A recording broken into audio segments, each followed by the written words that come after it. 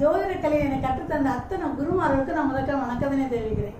அதாவது என்னோட வீடியோ உங்களுக்கு முதல்ல பிடிச்சிருந்தா நீங்கள் லைக் பண்ணுங்கள், ஷேர் பண்ணுங்கள், கமெண்ட்ஸ் கொடுங்க, சப்ஸ்கிரைப் பண்ணி வைங்க.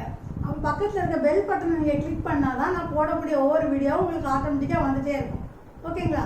இப்போ நிறைய பேர் எனக்கு பார்க்குற மாதிரி தெரில, ஆனால் என்னோட நண்பர்கள் அவ்வளோ பேருமே நான் சொல்கிறது எல்லாமே நீங்கள் யூஸ்ஃபுல்லாக ஆக்கணும். ஓகே, சரி பார்க்கலாமா? அன்றைக்கி ஆகஸ்ட் மாத ராசி பலன்கள்லாம் கும்பம். அப்போ கும்பங்கிறது காலபுருஷனுக்கு 11வது வீடு. ஓகே, அப்போ அதெல்லாம் சந்திரன் இருப்பார், கும்பராசிலும் இருப்பார். இந்த கும்ப ராசிக்காரங்களுக்கு இப்போ ஜென்ம சனி நடந்துட்டு இருக்கு. அப்போ அதுலேயே தான் சனி இருக்கிறாரு. ஜென்ம சனி நடந்தால் யாருக்கெல்லாம் பாதிக்கும்னு கேட்டிங்கன்னா, கும்ப ராசிக்காரங்க அவ்வளோ பேருக்கும் பாதிக்காது. சனி தசா புத்தி நடக்கும் பார்த்தீங்களா, அவங்களுக்கு தான் கொஞ்சம் உடல் சோர்வாக இருக்கும், மந்த தன்மையாக இருப்பாங்க, தொழில் ரீதியாக ஒரு தடையாக இருக்கும், எந்த காரியம் எடுத்தாலும் ஒரு தாமதமாகவே செய்வாங்க, கணவன் மனைவிக்குள்ள ஒரு கருத்து வேறுபாடு இருக்கும். அது யாருக்கு இருக்கும்? கோடிக்கணக்கான கும்பராசிக்காரங்க இருப்பாங்க இல்லையா? அவங்க அவ்வளோ பேருக்கு இல்லை, அந்த சனி தசா புத்தி நடக்கும். ஏன்னா அவர் நீதிமான் இல்லையா, அவர் கரெக்டாக நம்மளுடைய நம்ம நல்லா செய்திருந்தோம் இருக்கட்டா. 7 சனியில் பெரிய டாப்பில் வந்திருக்காங்களா, அப்போ அவரை நம்மளோட ஜட்ஜ்மெண்ட் பார்த்து கொடுப்பார். ஓகே, சரி. அப்போ ஜென்ம சனின்னு சொன்னால் யாரும் பயப்பட வேண்டாம். அப்போ அவர் இதில் இருக்கிறனால ஒருத்தரும் பயம் இல்லை. சரி, 2ஆம் அதிபதி பாருங்க குரு. குரு 2ஆம் அதிபதி 4ஆம் இடத்துல இருக்காரு. 2க்கு 4 அப்போ வளர்ச்சி தானே.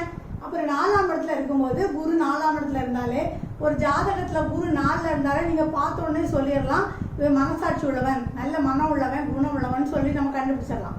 ஓகே, அது இந்த மாதிரி நீங்கள் மேக்சிமம் நீங்கள் கோவிலில் போய் நெய் தீபம் போட்டுருவாங்க. குரு 4ல் இருந்தவங்களுக்கு எந்த ஒரு காரியம்னாலும் சக்ஸஸ் ஆகும். சரி, அப்போ உங்களுக்கு 4ஆம் இடத்துல இருந்தால் பெரிய வசதியுள்ள கார், ஆடி கார், பென்ஸ் கார்லாம் இருக்கலாம், அந்த கார் வாங்கக்கூடிய அமைப்பு இருக்குது. அதுமாதிரி இதில் 3ஆம் அதிபதி செவ்வாயும் சேர்ந்து இருக்கிறனால இப்போ நீங்கள் வீடு மனைகள் வாங்குறதுக்கு நல்ல ஒரு வசதி இருக்குது, அதிர்ஷ்டமான இது. பொதுவாக 4ஆம் இடத்துல குரு இருந்தாருன்னா அவர் பார்க்குறதெல்லாம் எங்கே பார்ப்பார்? 8, 10, 12 பார்ப்பார். அப்போ அவர் பார்க்குற இடத்த தானே வளர்ச்சி அடைவார். அப்போ 8ஆம் இடத்தை பார்க்கும்போது எதிர்பாராத பணத்தை மட்டும் தருவார். அதே இதே ஒரு விஷயம் என்னன்னா, இதில் நோய் இருந்தால் நோயும் அதிகப்படுத்துவார். நம்ம பணம் மட்டும் தந்தால் வாங்கக்கூடாது, நோய் தந்தாலும் வாங்கணும் இல்லையா? அப்போ நோய் இருந்தாலும் அதிகமாக செலவு வரும். 10ஆம் இடம் தொழில் வளர்ச்சி ஆகிட்டே இருக்கும். 12ஆம் இடம் இப்போ ஆஸ்பத்திரியில் அட்மிட் ஆகிருந்தாங்கன்னா அதையும் நிறைய செலவு வருத்துவார், செலவையும் நிறைய தருவார், பணத்தையும் தருவார். ஓகே, அப்போ அதான் குரு பகவானோட வேலை. அடுத்து பாருங்க, இதோட அதிபதி யாரு? சுக்கிரன். அந்த சுக்கிரன் வந்து எங்கே இருக்காரு? 7ஆம் இடத்துல இருக்காரு. ஓகே, நல்லா பாருங்க, 5ஆம் இடத்த அதிபதி 7ல் இருக்கிறாரு, 4ஆம் இடத்த அதிபதி 7ல் இருக்கிறாரு. ஓகே, அப்புறம் பாருங்க அந்த இடத்துல சூரியனும் 7ல் இருக்காரு. இந்த மாதிரி அமைப்பு இருந்தால் என்ன தெரியுமாங்க, உங்களுக்கு இப்போ ஒரு வரன் வரும்போது எப்படிப்பட்ட சூரியன் 7ல் இருந்தாச்சுன்னா கொஞ்சம் அதிகாரமிக்க மனைவியாக தான் வருவான். சரி, அவங்க கை தான் ஓங்கி நிற்கும். ஏன்னா நம்ம யாரு? சனி பகவான். நம்ம எல்லாம் தாமதமாக தான் பேசுவோம், மெதுவாக தான் பேசுவோம். அவள் கொஞ்சம் ஆங்காரமாக அகங்காரமாக பேசப்படுவான், ஏன்னா அதிகாரமாக பேசுவாங்க. இதே புதன் அதில் இருந்தாச்சுன்னா கொஞ்சம் இளமையான மனைவியாக இருப்பான், நல்ல புத்திசாலியாக இருக்கக்கூடிய மனைவியாக இருப்பான்.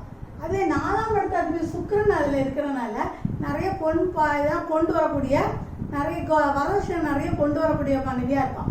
அப்போ இந்த மாதிரி மனைவி இப்போ அமையறதுக்கு வாய்ப்பு இருக்குது. இப்போ யாரெல்லாம் வரன் பார்க்குறீங்களோ உங்களுக்கு இந்த மாதிரி மனைவி அமையக்கூடிய இருக்கு. பொதுவாக சூரியன் 7ல் இருந்தாலே இங்கே கோவிலில் திருமணம் பண்ணது ரொம்ப நல்லது.